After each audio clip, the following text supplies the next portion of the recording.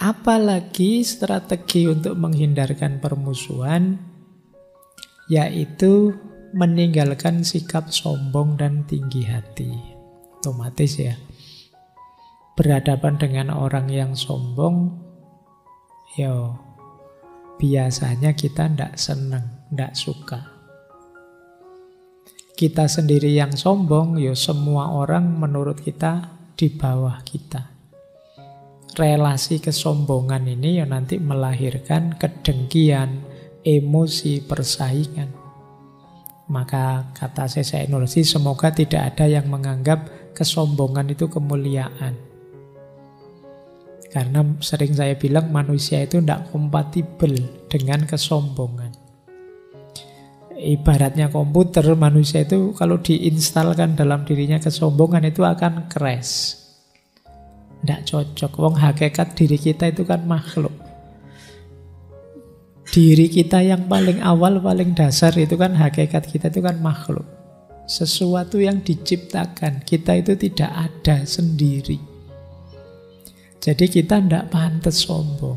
Manusia kalau sombong itu kan kamu sendiri deket-deket orang sombong kan tidak kerasan. Tidak enak. Karena apa? Programnya tidak kompatibel dengan kemanusiaannya. Makanya orang sombong dan orang yang disombongi itu sama-sama gelisah. Karena itu tadi, tidak manusiawi, tidak kompatibel dengan aspek kemanusiaannya. Maka yuk kita latihan ya, menghindarkan permusuhan, menghadirkan perdamaian dengan jalan-jalan yang disarankan oleh Syekh Said Nursi tadi. Ini ada sebuah isyarat menarik dari beliau ketika kita membenci dan memusuhi orang. Pertanyaan beliau begini, apakah bijaksana dan adil bagi seorang mukmin memendam kebencian dan permusuhan berlama-lama kepada saudaranya hanya karena persoalan sepele yang bahkan tidak pantas menyebabkan timbulnya permusuhan selama sehari?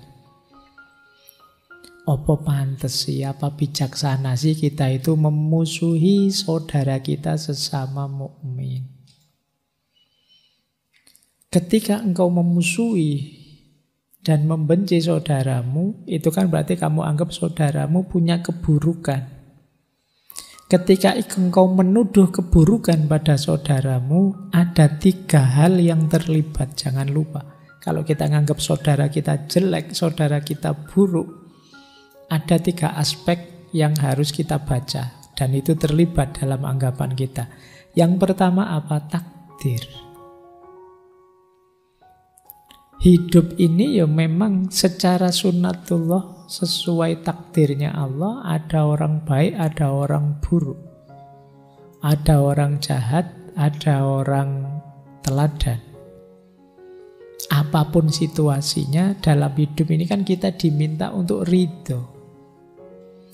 Permusuhan kita, kebencian kita yang berlarut-larut pada seseorang, anggaplah itu dia memang buruk atau jelek, tapi jangan-jangan itu menunjukkan bahwa kita tidak terima, kita tidak ridho terhadap ketetapannya Allah bahwa ada orang yang jelek.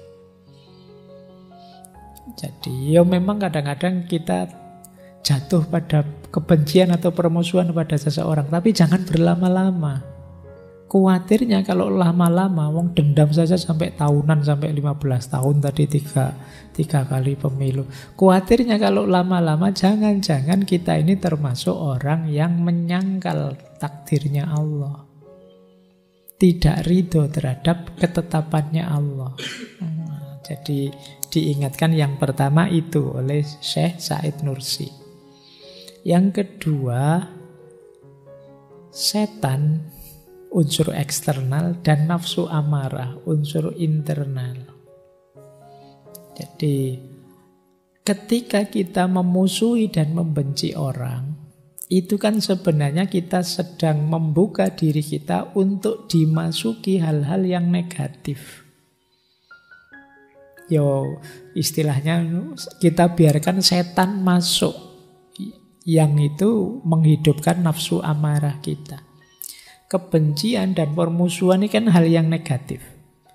Itu kita pelihara lama-lama dalam diri kita. Ya ini tentu saja merusak diri kita. Oleh karena itu, keluarkan itu, gantilah dengan belas kasihan, gantilah dengan cinta. Yang ketiga,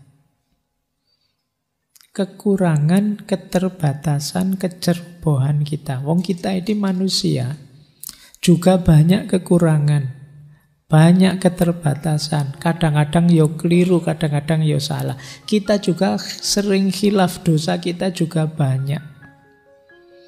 Apa pantas sih kita membenci orang, memusuhi orang berlama-lama? Kayak kita ndak punya dosa saja. Itu kan bahasa kasar gitu. Kalau menurut Syekh Said Nursi. Iya, memang mungkin dia salah, mungkin dia keliru, mungkin dia ndak pas. Terus kamu ndak suka, ya. Tapi kan apa harus berlama-lama begitu? Merusak dirimu sendiri. Menyusahkan dirimu sendiri. Dan kamu tidak sadar bahwa jangan-jangan kamu juga begitu di matanya dia. Berarti apa? Yuk lebih banyak introspeksi saja. Keluarkanlah semua kebencian dan permusuhan itu dalam diri kita. Seandainya memang harus menegur, mengingatkan saudara kita, ya dasarnya semoga bukan kebencian dan permusuhan, tetapi cinta, kepedulian, empati, persaudaraan, dan lain sebagainya. Jadi inilah sindiran beliau. Kalau kita bisa sadar tiga ini tentang takdir, tentang setan dan nafsu amarah, termasuk tentang kelemahan kita, insya Allah nanti yang kita anggap buruk di saudara kita rasanya sepele saja. Tidak penting ternyata, saya benci lama-lama ternyata tidak ada gunanya kok. Nah, kita sadar tiga hal ini. Baik. Ini loh rumusnya. Kenapa sih orang yang hatinya dipenuhi benci, dengki, dan permusuhan itu membahayakan dirinya sendiri? Yang pertama, orang yang membenci itu orang yang sedang menzolimi dirinya sendiri. Ciri pertama. Yang kedua, orang yang membenci dan memusuhi itu orang yang takut. Dia takut kalah oleh musuhnya, dia takut musuhnya mendapat kenikmatan dan lain sebagainya. Jadi dia ini orang yang zalim pada dirinya. Yang kedua, dia orang yang takut. Yang ketiga, dia orang yang lelah, capek nyari celah jeleknya musuhnya. Yang keempat, dia orang yang gelisah, hidupnya tidak tenang. Sementara orang yang dibenci, dimusuhi, jangan-jangan santai saja, tenang saja. Yang keempat, dia tertipu oleh hal-hal yang fana, kekayaan, kekuatan, kedudukan. Wah, enak dia kok dapat kaya, harusnya dia ini miskin saja, wong dia curang, harusnya dia. Kita kan begitu. Kita lupa bahwa kekayaan itu fana, jabatan itu fana, kedudukan juga fana. Berarti dia tertipu. Dan yang terakhir, orang yang membenci itu adalah orang yang tidak ridho tadi ya, terhadap takdir dan kasih sayang dan ketetapannya Allah. Berarti apa ringkasnya? Kalau kita membenci orang, memusuhi orang, atribut kita jadi banyak negatifnya. Kita jadi orang yang zalim pada diri kita sendiri, menyusahkan diri sendiri. Yang kedua, hidup kita jadi hidupnya seorang penakut. Kita banyak takutnya, takut musuhnya menang, takut musuhnya enak. Yang ketiga, kita akan lelah mencari jeleknya. Yang keempat, kita gelisah, tidak tenang. Yang kelima, kita orang yang tertipu. Dan yang keenam, kita orang yang tidak ridho. Berarti apa? Ternyata memusuhi dan kebencian itu sesuatu yang memang benar-benar merusak diri kita sendiri pertama-tama. Mungkin orang yang kita benci tenang-tenang, santai, enak saja, senyum-senyum saja. Kita yang jungkir balik nyari jeleknya dia. Dan habislah kita karena hal-hal negatif tadi. Baik, terakhir ingin saya tutup ya. Beliau punya penjelasan menarik. Kan sering kita lihat orang-orang pinter, orang-orang cerdas, itu kok ya masih bisa berselisih ya Pak. Masih bisa berkonflik ya Pak. Harusnya kan kalau sudah pinter itu tidak bisa terjebak oleh permusuhan, kebencian, kedengkian. Kok mereka masih bisa seperti itu? Nah, terus dianalisis oleh Syekh Said Nursi, ternyata ada beberapa faktor yang menyebabkan itu. Jadi kalau teman-teman lihat pertikaian orang-orang pinter, perselisihan orang-orang hebat, harusnya kalau pinter dan hebat tidak berselisih. Kenapa kok masih bisa bermusuhan? Yang pertama karena tujuannya bukan Allah, kata Syekh Said Nursi. Biasanya orang itu mudah berselisih ketika dia menginginkan hal-hal yang materi atau yang psikologis. Ingin terkenal, ingin dihargai, ingin upah banyak. Nah, ini mudah membuat orang berselisih. Jadi, wah saya ngomongnya lebih panjang kok dia honornya lebih besar ya, terus ingin gegeran. Wah padahal konten saya jauh lebih berkualitas loh. Yang sebelah itu kontennya cek-cek gitu loh. Kok malah lebih viral ya. Jadi kita terus tidak terima, terus gegeran. Ini pertikaian ahlul haq. Jadi kenapa mereka berselisih? Itu kemungkinan karena masing-masing niatnya materi atau psikologi. Psikologi itu kemasyhuran, penghargaan, dan lain sebagainya. Ini yang membuat orang dengki, iri, cemburu, bertikai dengan sesamanya. Yang kedua, kenapa orang-orang pinter itu bisa berselisih? Biasanya karena sombong dan egois. Merasa akulah yang paling benar dan yang lain salah semua. Pertama itu. Yang kedua, yang ketiga, kenapa orang-orang pinter itu kok mudah bertikai berselisih? Yang ketiga, karena ada di antara mereka yang berlebihan dalam meraih cita-cita yang tinggi sampai kemudian mengabaikan sesamanya. Fokus sekali dengan cita-citanya. Saya ingin mencapai ini, mencapai itu, ingin dekat dengan Allah, ingin punya ini, punya itu, dan lain sebagainya. Cita-cita ideal. Ingin Indonesia ini segera jaya, ingin pendidikan. Ini cita-cita besar. Saking fokusnya lupa dengan hubungan sosial. Tidak peka, kecerdasan emosionalnya terus rendah. Disenggol sedikit langsung marah. Karena ini ideal luar biasa, saya sudah menekuni lama, kok dikritik misalnya. Nah ini yang ketiga. Jadi orang-orang pinter itu pun kadang-kadang terlalu berlebihan di dunianya, di yang dia fokusi, sehingga melupakan relasi sosial. Yang keempat, kurang ikhlas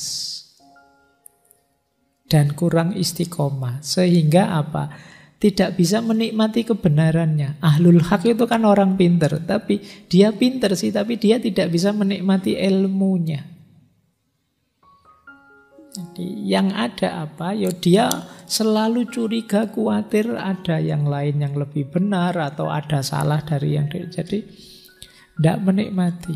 Dia sibuk nyari salahnya yang lain dalam rangka biar aku lebih benar. Nah ini membuat ahlul haq bisa bertikai. Yang keempat, sudah merasa selesai. Saya mantep kok dengan kebenaran ini. Tidak perlu dukungan lagi, tidak perlu orang lain, saya sudah. Akhirnya ya tidak bisa kerjasama. Yang lain dianggap tidak level lagi dengan dirinya. Kemudian ada lagi yang nomor 5 ya. Lebih mengarahkan perhatian pada yang akhirat saja. Yang dunia diremehkan. Akhirnya apa? Hal-hal yang tadi kita sebut perdamaian, persatuan, itu kan ya adanya di dunia ini. Dia tidak paham wacana itu. Jadi dia tidak sadar misalnya sumber konfliknya dari dia tidak tahu. Dia lebih fokus pokoknya akhirat saja. Lupa tanggung jawab sosial, tanggung jawab budaya, tanggung jawab dia sebagai anak bangsa. Kemudian ada lagi, kenapa orang-orang pinter itu berselisih? Banyak orang itu cerdas pikirannya, cerdas akalnya, tapi emosinya lemah. Sehingga mudah terpengaruh. Pinter sih, tapi dikritik sebentar ngamuk-ngamuk, tidak selesai-selesai misalnya.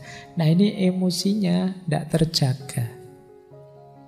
Itulah yang membuat, karena orang pinter kadang-kadang kan merasa tinggi tadi. Begitu dikritik, apalagi yang ngeritik, alah hanya mahasiswa saja, semester berapa, itu kan terus panas dia. Inilah yang menyebabkan ahlul haq itu bertikai. Jadi ternyata tidak hanya orang biasa kayak kita yang bisa tidak damai, orang pinter pun bisa terjebak dalam ketidakdamaian, permusuhan, dan kebencian.